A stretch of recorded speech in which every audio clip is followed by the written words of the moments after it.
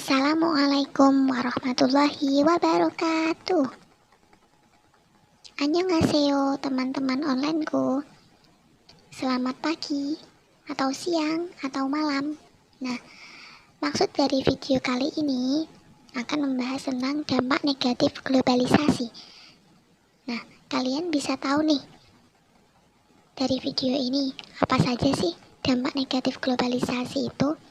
Nah, simak ya video selanjutnya. Nah, sekarang kita akan membahas tentang dampak negatif globalisasi. Apa saja sih dampak negatif globalisasi itu?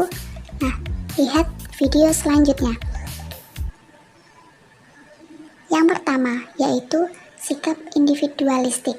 Munculnya sikap individualis. Nah, apa sih sikap individualis itu? Yaitu sikap ketika orang sibuk menyendiri, orang itu lebih senang sendirian. Nah, zaman sekarang orang-orang saat melakukan pertemuan dengan temannya, nongkrong atau bercanda, ngobrol.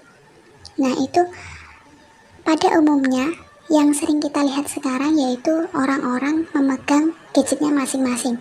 Ada yang scroll-scroll IG, Instagram, TikTok, dan lain-lain. Nah, munculnya sikap individualistik ini akan memunculkan sikap lain, yaitu tidak memerdulikan lingkungan sekitar. Nah, hal ini harus kita hindari karena akan berdampak buruk bagi Indonesia.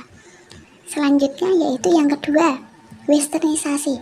Apa sih westernisasi itu? Westernisasi yaitu sikap mengikuti budaya barat. Nah, zaman sekarang kan banyak tuh ya budaya kita Indonesia mengikuti budaya-budaya barat. Contohnya yang ada di gambar itu mengikuti tren potong rambut. Nah, laki-laki zaman sekarang atau perempuan itu mengikuti tren rambut orang-orang barat, kayak menyemir rambut, terus gaya rambutnya itu kayak orang Korea. Nah, selanjutnya yaitu cara berpakaiannya. Di Indonesia zaman dulu belum kayak orang barat. Sekarang orang Indonesia itu mengikuti budaya barat, berpakaian pendek, terbuka. Nah, inilah dampak negatif dari globalisasi. Selanjutnya yang ketiga yaitu mengikis budaya asli bangsa. Kok bisa sih mengikis budaya asli bangsa? Nah, kenapa mengikis budaya asli bangsa? Contohnya kita ambil ya, anak-anak pada zaman sekarang dan zaman dahulu. Nah, itu bisa kita lihat perbedaannya. Zaman sekarang anak-anak bermain gadget, dia lebih senang di rumah bermain gadget mereka seharian. Sedangkan zaman dahulu ketika anak kecil bermain itu bersama-sama, contohnya seperti bermain kelereng, petak umpet, terus egrang dan lain-lain. Nah, ini suatu perbedaan bahwa semakin maju perkembangan zaman, semakin berkembang globalisasi, budaya Indonesia itu akan terkikis. Selanjutnya lagi, pola hidup konsumtif. Kok bisa sih pola hidup konsumtif? Nah, pada zaman sekarang globalisasi itu sangat berkembang pesat. Munculnya aplikasi-aplikasi seperti Lazada, Shopee, TikTok Shop, Tokopedia, dan lain-lain. Nah, ini munculnya pasar internasional, pasar global, pasar bebas ya. Mereka akan cenderung lebih luasa untuk melihat-lihat brand apakah sih yang sedang tren pada zaman sekarang. Nah, ini kita bisa lihat di Shopee. Nah, cenderungan kita akan melakukan pola hidup konsumtif, boros terhadap diri sendiri. Nah, ini tidak boleh terjadi karena akan memunculkan sikap lebih mementingkan keinginan daripada kebutuhan kita. Selanjutnya yang terakhir yaitu kesenjangan sosial. Apa sih kesenjangan sosial itu? Kesenjangan sosial yaitu perbedaan antara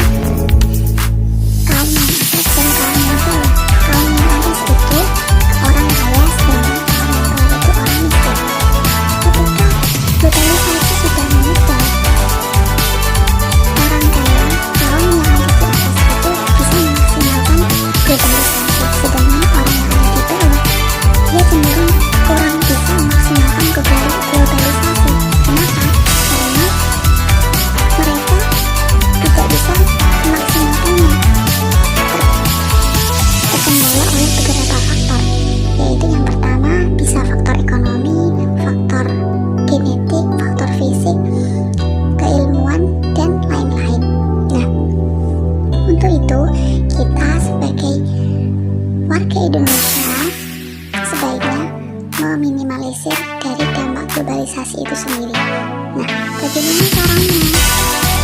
Manusia cerdas dalam era globalisasi adalah orang yang pandai dan bijak mengenai pengaruh virus globalisasi. Nah, ini perkataan dari mantan Presiden RI Susilo Bambang Yudhoyono. Orang cerdas, manusia cerdas dalam era globalisasi ini adalah orang yang pandai dan bijak. Gimana sih orang yang pandai dan bijak itu? Nah, kita bisa memilah dan memilih apakah ini baik untuk diri kita dan lingkungan atau tidak. Ketika kita bisa membendung diri kita sendiri untuk tidak melakukan hal-hal negatif, maka kita akan menjadi pengurangan terhadap dampak globalisasi. Otomatis kita menjaga Indonesia, seperti itu.